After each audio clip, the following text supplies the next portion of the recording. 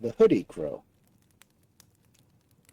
Once there lived a man who had 3 daughters, and good, useful girls were they, up with the sun and doing all the work of the house.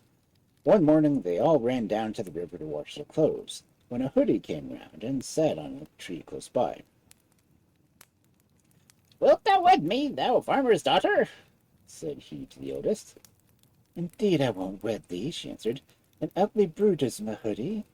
And the bird, much offended, spread his wings and flew away. But the following day he came back again, and said to the second girl, "Wilt thou wed me, farmer's daughter?" Indeed I will not, answered she. An ugly brute is the hoodie.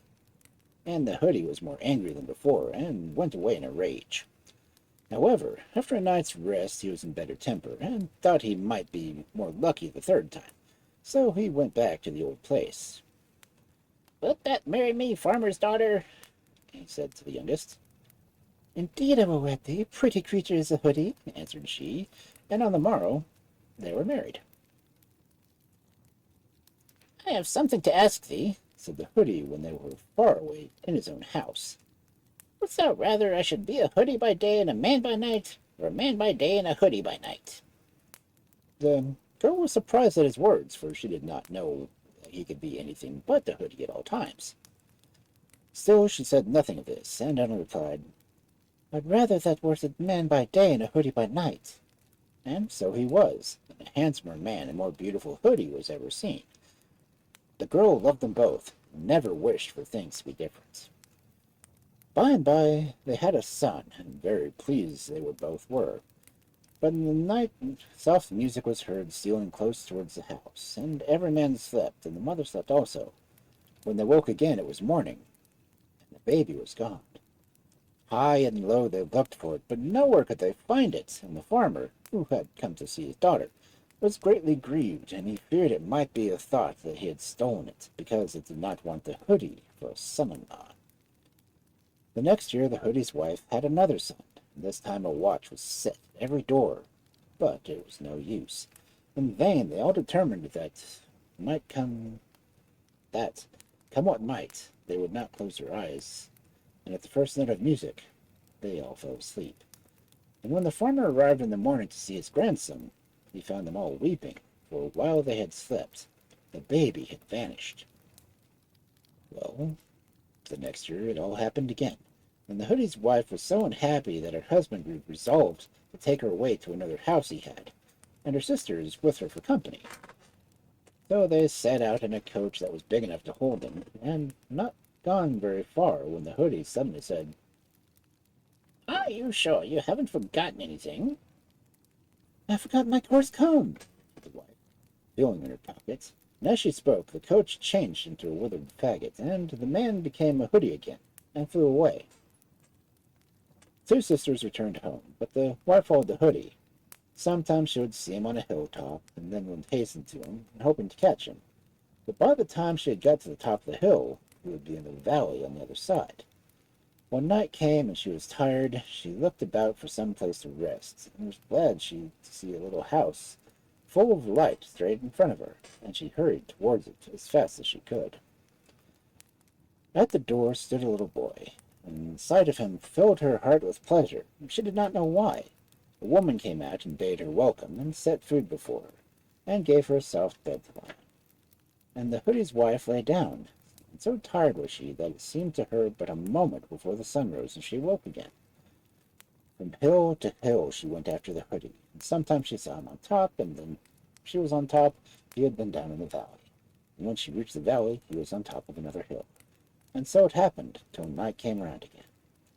Then she looked round for some place to rest in, and beheld her little house with light just as before, and fast she hurried towards it. At the door stood a little boy, and her heart was filled with pleasure at the sight of him, but she did not know why. After that the woman bade her enter, and she set food before her, and gave her a soft bed to lie in. And when the sun rose she got up and left the house in search of the hoodie. This day everything befell as on the 2 days before, but when she approached a small house, the woman inside her bade her to keep awake, and if the hoodie flew in the room, to try to seize it. But the wife had walked far, and was very, very tired, and strive as she would, she fell sound asleep. Many hours she slept, and the hoodie entered through the window and let a ring fall in her hand. The girl woke with a start and leaned forward to grasp him, but he was already flying off, and only seized a feather from his wing. And when dawn came, she got up and told the woman. "He has gone over the hill of poison," said she. "There you cannot follow him without horseshoes on your hands and feet. But I will help you. Put on this suit of men's clothes and go down the road till you have come to a smithy, and there you can learn to make horseshoes for yourself." The girl thanked her and put on the clothes and went down the road to do her bidding. So hard did she work that in a few days she was able to make the horseshoes. Early one morning she set out for the hill of poison. On her hands and feet she went, but even the horseshoes she had on, not very careful to stumble, lest some poison thorn should be into her flesh and she should die. But when she was last over, it was only to hear that her husband was to be married that day to the daughter of a great lord. Now, there was to be a race in town, and everyone meant to be there, except the stranger who had come over the hill of poison. Everyone, that is, but the cook, who was to make the bridal supper. Greatly he loved races, and was sore to his heart that he could think of no one to run without seeing it. So when he beheld this woman, whom he did not know, coming along the street, hope sprang into him. "Will you cook the wedding feast in place of me?" he asked, "and I will pay you well when I return from the race." Gladly she agreed, and cooked the feast in the kitchen that looked like the great hall where the company were to eat it. After that she watched the seat where the bridegroom was sitting, and taking a plateful of broth, she dropped the ring and the feather into it, and set it before him. With the first spoonful he took up the ring. A thrill ran through him. In the second he beheld the feather and rose from his chair. "Who cooked this feast?" he asked, and the real cook, who had come back from the race, was brought before him. "He may be the cook, but he did not cook the feast," said the bridegroom. Then inquiry was made, and the girl was summoned to the great hall. "That is my married wife," he declared. "No one else will I have." And at the very moment the spell was fell from him. Never more would he be a hoodie. Happy indeed were they to be together again, and little did they mind the hill of poison took so long to cross, for she had to go some way forwards and then throw the horseshoes back to him and him to put on. Till at last they were over, and they went back the way she had come, and stopped at the 3 houses, in order to take their little sons back to them on their way home. But the story never does say who stole them, nor what the coarse comb had anything to do with.